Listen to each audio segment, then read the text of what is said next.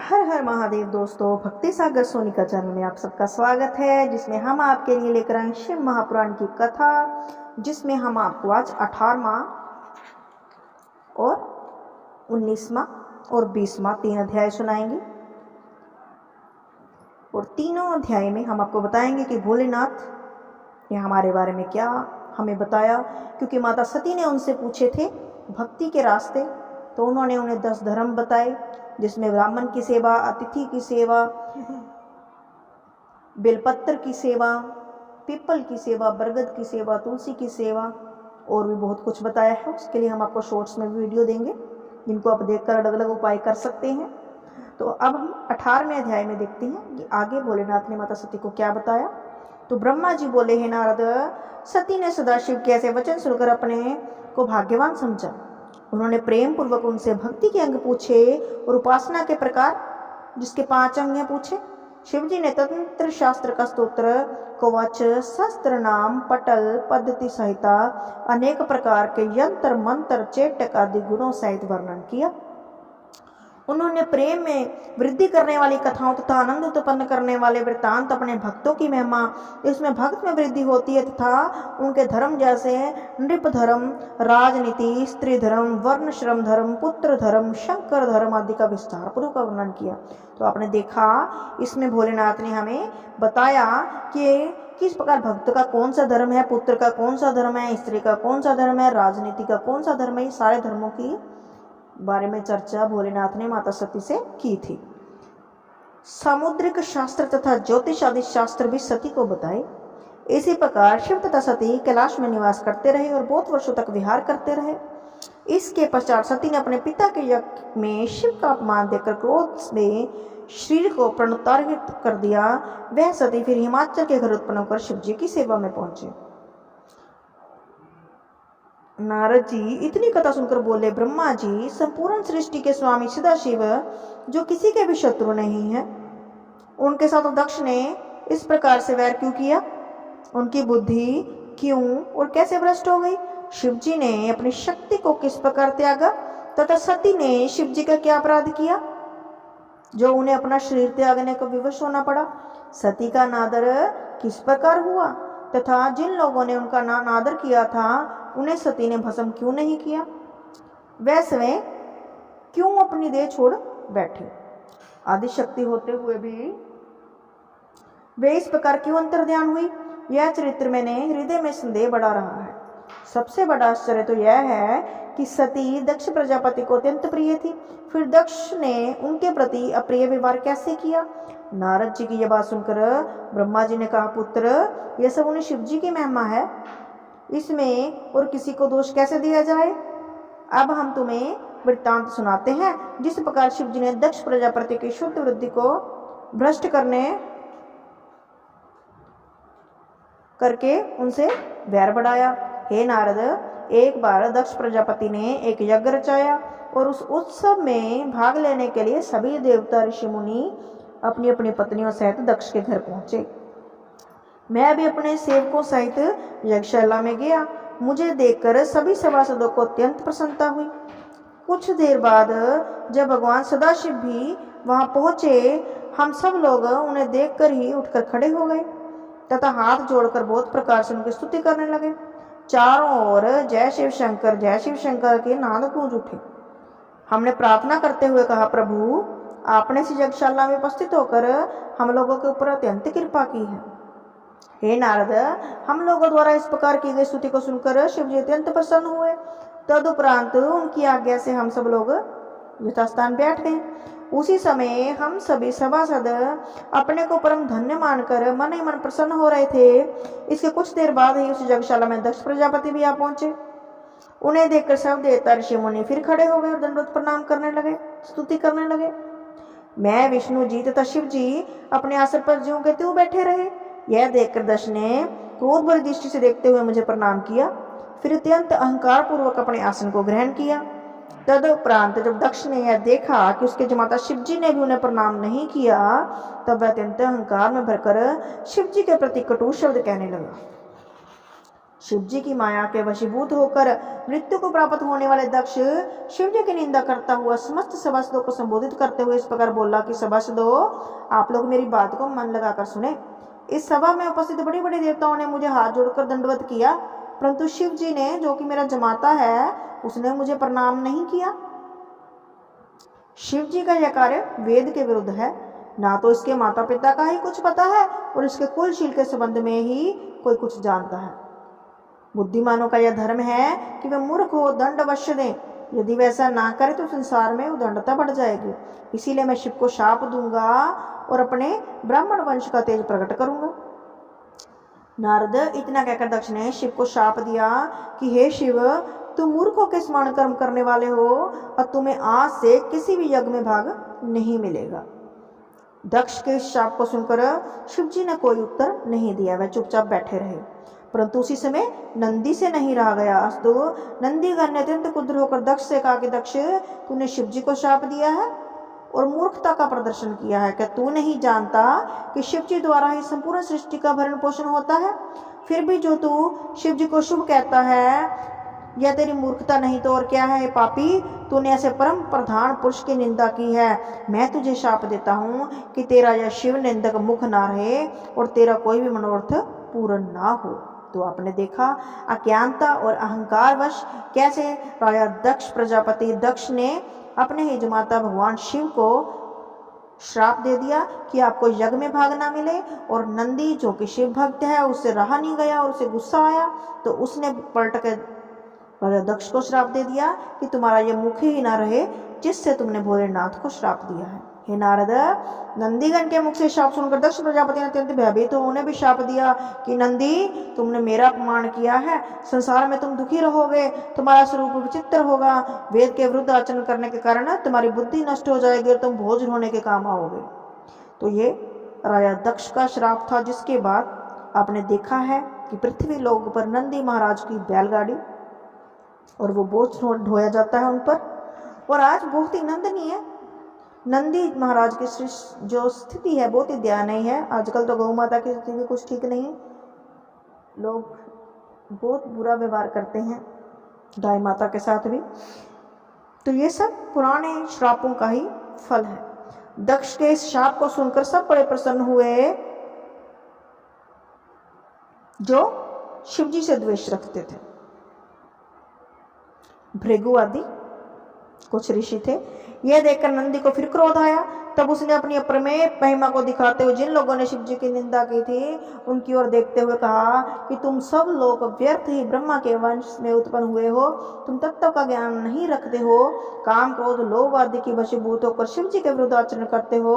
अतः मैं तुम्हें भी शाप देता हूँ कि तुम्हें शुभ कामों का फल प्राप्त ना होगा और तुम कभी भी परम पद को प्राप्त नहीं होगे। जो लोग शिव जी से द्वेष रखने वाले हैं सब वेद के विरुद्ध चलकर ब्राह्मण के कर्मों का त्याग कर बैठेंगे, वे महादरिद्र होकर कुकर्म करेंगे तथा अंत में नरकवास करेंगे।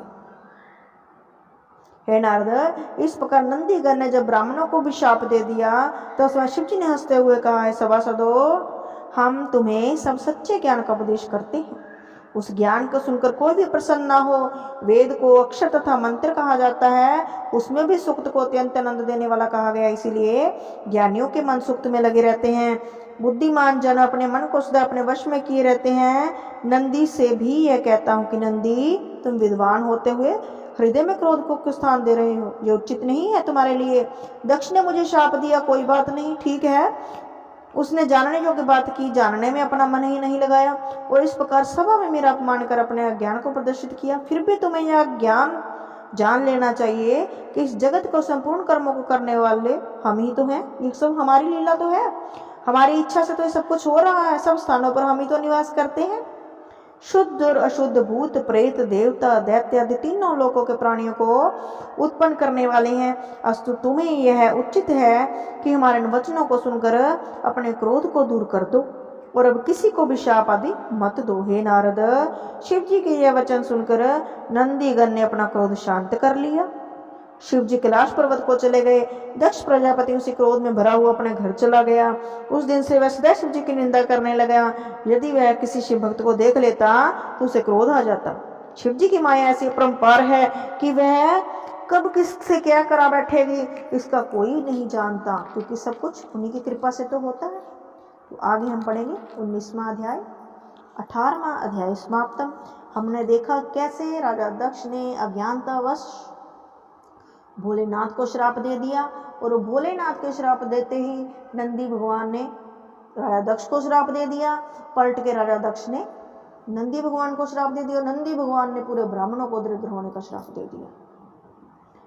क्रोध में हमें पता नहीं लगता है कि हम क्या कर जाते हैं, इसीलिए कहा जाता है कि पहले सोच ले बोलने से पहले कि हम क्या बोल रहे हैं, शांत रहें। लेकिन महादेव ने आखिर में सबको समझाया कि सब कुछ हमारी लीला से तो हो रहा है, हर जगह हम ही तो हैं। तो आगे देखते हैं 19वें अध्याय में कि भगवान शिव की लीला आगे क्या हुई। ब्रह्मा जी ने कहा, नारद, शिव जी की लीला अत्यंत पवित्र और शुद्ध है, जिसको पूर्ण रूप से वेद पुराण भी नहीं जानते। तुम्हें शिव जी के चित्र के विषय में और बताता हूँ। एक बार शिव जी अपनी पति सती सहित तीनों लोगों के अवलोकनार्थ चले। पृथ्वी पर घूमते घूमते दंडक वन में पहुंचे। उन्होंने वहां रामचंद्र जी को लक्ष्मण सहित देखा कि वे चारों ओर दुख से विलाप करते हुए सीता जी को ढूंढ रहे हैं। उन्होंने रामचंद्र जी को देखकर प्रणाम किया, क्योंकि वे पहले विष्णु को ऐसा वरदान दे चुके थे। शिव जी फिर जय कहकर आगे बढ़े तथा उचित समय न जानकर उनसे कुछ वार्ता ना की। इसीलिए सती ने जब यह हाल देखा कि शिव जी अपने परम भक्त राम को इस प्रकार छोड़कर आगे बढ़ गए, तो वे बोले, हे अनादि सर्वोपरि ब्रह्मा, आपने ब्रह्मा, विष्णु और सुर, मुनि तथा संपूर्ण सृष्टि की उत्पत्ति की है। यह सब आपकी सेवा उपासना करते हैं।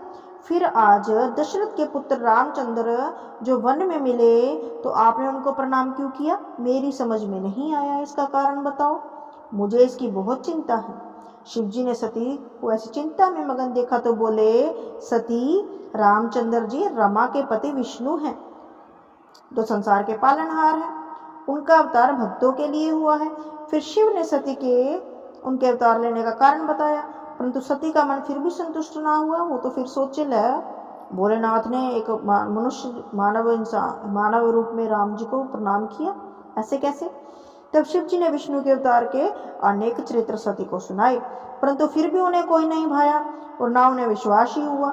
यह देखकर शिव जी ने पुनः उनसे कहा, सती, यदि तुमको विश्वास ना हो तो स्वयं जाकर परीक्षा क्यों नहीं करते? तुम्हें पता लग जाएगा कि जो भगवान विष्णु है कि नहीं है, तुम्हारा संदेह दूर हो जाएगा। मैं यहाँ वृक्ष की छाया में बैठा हूँ और तुम्हारी प्रतीक्षा करता हूँ जब तक तुम परीक्षा लेकर लौट आओगे। सती शंकर की आज्ञा पाकर संदेह युक्त चली और उन्होंने मन में विचार किया कि मैं किस प्रकार भगवान राम की परीक्षा लूं। बहुत सोचने के पश्चात निश्चय किया कि मैं रामचंद्र जी के सम्मुख श्री सीता जी का रूप धारण कर जाती हूँ। यदि ये विष्णु भगवान होंगे तो मुझे पहचान जाएंगे, यदि और अथवा नहीं पहचानेंगे, कोई राजपुत्र होंगे तो नहीं पहचानेंगे। यह विचार करके सीता के रूप में हंसती हुई सती रामचंद्र जी के आगे गई। लक्ष्मण ने जब सती को इस रूप में देखा तो आश्चर्य में आकर जाना कि यह सती है, परंतु पूर्ण ज्ञान ना होने के कारण वे कुछ ना बोल सके। परंतु जब रामचंद्र जी ने सती को ऐसे छल स्वरूप में देखा तो हंस पड़े तथा शिव शिव कहते हुए बोले, जिसका ध्यान करने से संपूर्ण दुख भ्रम दूर हो जाते हैं, जिसके हृदय में सदाशिव का स्थान है, आपने उसे धोखा देने का प्रयत्न किया है। यह सब शिव की ही माया है। धन्य है ऐसी माया को जो सबको इस प्रकार नचाती है। इस प्रकार रामचंद्र जी अत्यंत नम्रता के साथ अपना पिता सहित नाम लेकर पूछा, शिव जी कहाँ है तथा हे माता, तुम उनसे अलग वन में अकेली क्यों फिर रही हो? तो आपने देखा कि जब माता सती ने सीता का रूप बनाया तो भगवान राम ने उनको पहचान लिया और माता कहकर संबोधित किया। सती यह सुनकर आश्चर्यचकित हुई। उन्होंने सदाशिव का ध्यान कर रामचंद्र जी को विष्णु का अवतार जाना। फिर वे अपना रूप धारण कर रामचंद्र जी से बोली, अब मुझे पूर्ण विश्वास है कि तुम विष्णु के अवतार हो, जिन्होंने राजा दशरथ के घर पर जन्म लिया है। परंतु एक शंका है, मैं तुमसे पूछती हूँ कि शिव जी तुम्हारा चतुर्भुजी स्वरूप देखकर कभी इतने प्रसन्न नहीं हुए जितने यह स्वरूप देखकर प्रसन्न हुए? प्रेम से उनके अश्रु बह चले और तुम्हारी प्रशंसा करने लगे। तुम मुझे सत्य बताओ कि इसका मुख्य कारण क्या है? सती के मुख से ऐसे वचन सुनकर रामचंद्र जी प्रेम विह्वल हो गए और नेत्रों से सुधा प्रभावित होने लगी। उन्होंने प्रेम में निमग्न होकर चाहा उसी समय चलकर शिव को देखें, परंतु उचित समय ना जानकर तथा सती की आज्ञा पाकर उन्होंने केवल शिव का ही ध्यान किया।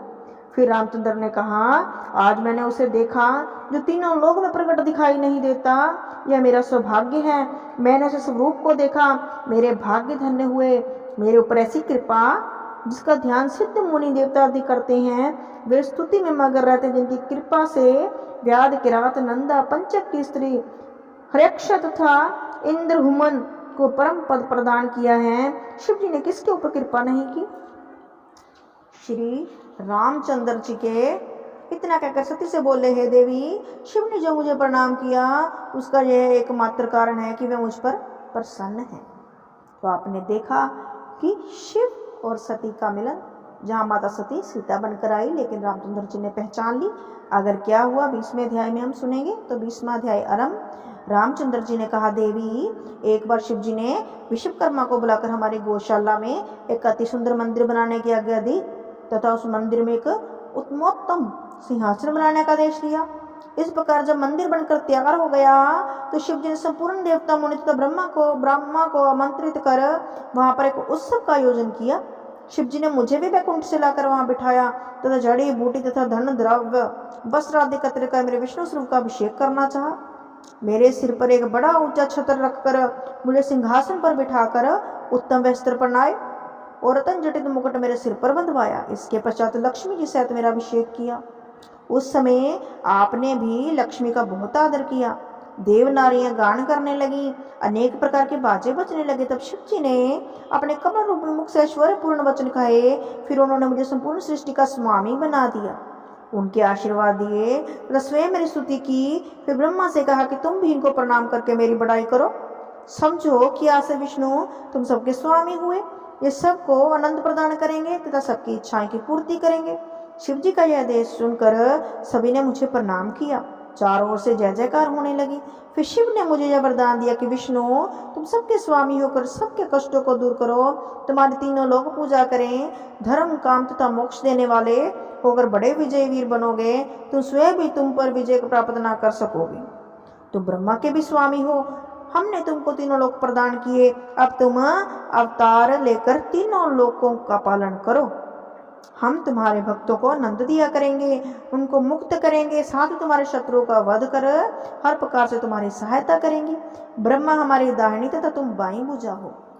तुम्हारे अवतार जो कि राम एवं कृष्ण रूप में होंगे, उनको हम स्वयं जाकर देखेंगे तथा संसार के देखने के लिए सदैव उनकी भक्ति किया करेंगे। हे माता, तब से यहाँ शिव जी निवास करते हैं, मैं भी वहीं स्थित रहता हूँ। शिव लोक में ही विष्णु लोक है, जिसको गोलोक भी कहते हैं। मैं शिव के आदेश अनुसार अवतार लेता हूँ। मेरे मत्स्य आदि अनेक अवतार हो चुके हैं। मैंने उन्हीं अवतारों से संसारिक कार्य पूरे किए हैं। हे देवी, इस समय मेरा अवतार 4 रूपों में हुआ। राम, भरत, लक्ष्मण तथा शत्रुघ्न, उन चारों का मन एक है, परंतु शरीर अलग अलग हैं। मैं अपने पिता की आज्ञा से वन आया, क्योंकि मुझे कैकेयी को वरदान दिया था। मेरे साथ लक्ष्मण तथा सीता भी आई थी। श्रावण सीता को हर ले गया, उसी को ढूंढता फिरता हूँ। आपके दर्शन से सब कार्य सिद्ध होंगे। इस प्रकार मुझको तो सीता हरण अत्यंत शुभ हुआ, जिससे आपके चरणों के दर्शन प्राप्त कर सका। मुझे पूरा विश्वास है, मुझे शीघ्र ही सीता का पता लग जाएगा। मैं शत्रु पर विजय प्राप्त कर लूंगा और सीता को प्राप्त कर लूंगा। संसार में उससे महान कौन है जिसके ऊपर शिव जी तथा आपकी कृपा हो। तीनों लोक में शिव जी के समान कोई प्राप्त करने वाला नहीं। उनके अवतार हैं, उनके पापियों का बहुत उद्धार किया है तथा मैं उनके चरित्र कहाँ तक कहूँ। यह कहकर रामचंद्र जी ने सती से विदा मांगी। इस प्रकार सती से आज्ञा तथा आशीर्वाद प्राप्त कर शिव जी का ध्यान धर रामचंद्र जी आगे चले तथा उसी प्रकार अपने कार्य में संलग्न हुआ। बोलो शंकर भगवान की जय। तो ये था हमारा 20वां अध्याय। अभी हम आपको आगे 21वां, 22वां और 23वां अध्याय सुनाएंगे। तो हमारे साथ बने रहें। जिन्होंने पिछली वीडियो नहीं देखी है, वो लिंक आपको नीचे दिए गए हैं, वहाँ पर जाकर हमारी वीडियोस देख सकते हैं। कमेंट बॉक्स में हर हर महादेव जरूर लिखें। धन्यवाद।